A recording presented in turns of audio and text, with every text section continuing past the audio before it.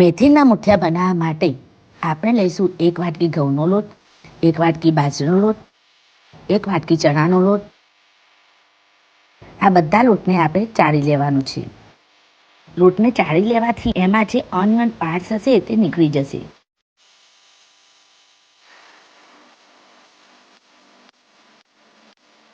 લોટ ચડાઈ જાય એટલે એમાં 1 ચમચી અજમો નાખી દેવાનો છે,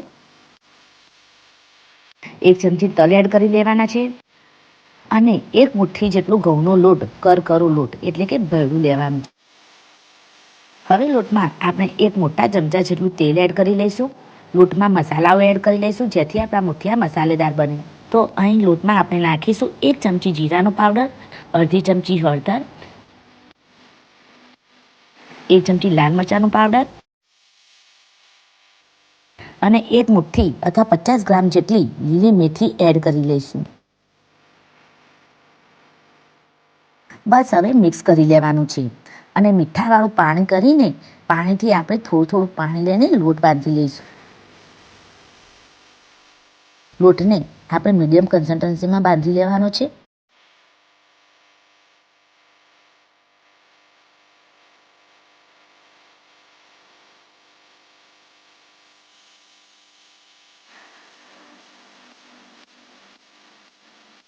લોટ તમે જોઈ શકો છો કે બહુ જ સોફ્ટ છે.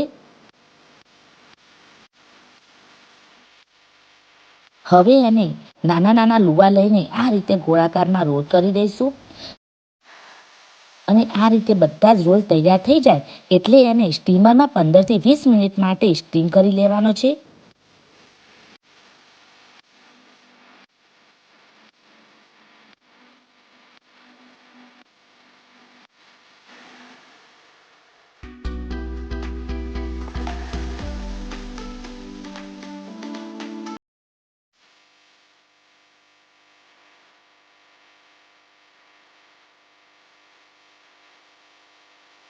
મુઠિયા આપણા સ્ટીમ થઈ ગયા છે. બસ લાસ્ટ સ્ટેપમાં આપણે આને વઘારી દઈશું જેથી ખાવાની મજા આવે. વઘાર કરવા માટે 1 મોટો ચમચો તેલ લઈશું. તેલ હલકું ગરમ થઈ જાય એટલે 1 ચમચી રાઈ ફોડી લઈશું.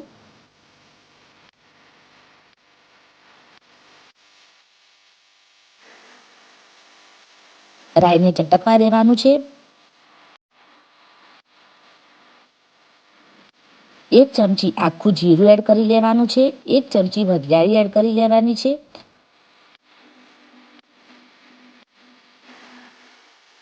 અડધી ચમચી હિંગ નાખી દઈશું.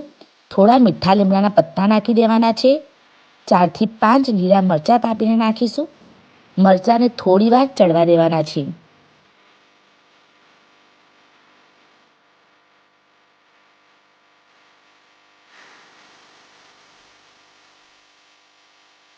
એમાં થોડું મીઠું નાખીશું.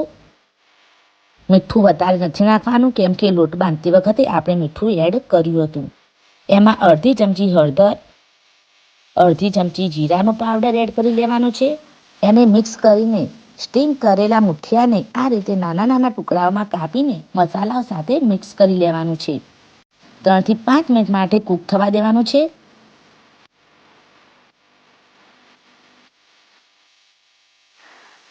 કૂક થઈ જાય એટલે કોથમીરથી ગાર્નિશ કરી લેવાનું છે.